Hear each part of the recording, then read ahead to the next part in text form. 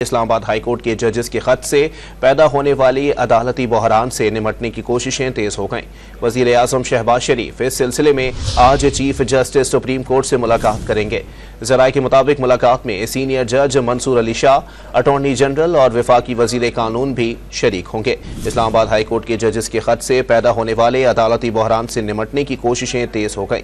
वजीर आजम शहबाज शरीफ इस सिलसिले में आज chief justice of supreme court justice Qazi Faez Isa से मुलाकात करेंगे।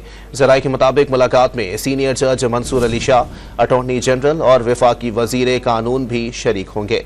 आपको अपडेट कर रहे हैं इस हवाले से कि इस्लामाबाद हाईकोर्ट के जजेस के खत से पैदा होने वाले अदालती बहरान से निमटने की कोशिशें तेज हो गईं।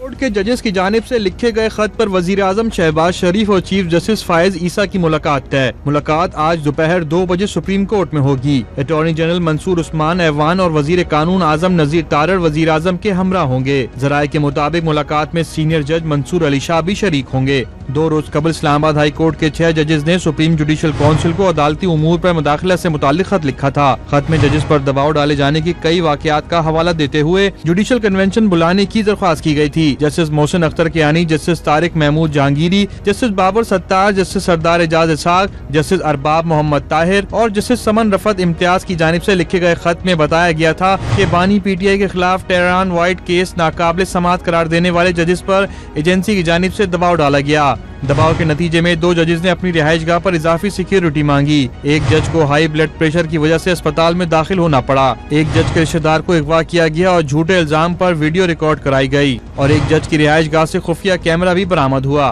खत में कहा गया था कि chief justice Islamabad high court को मुदाखलत करने वालों के खिलाफ कार्रवाई के लिए भी लिखा, लेकिन कोई कार्रवाई नहीं की गई।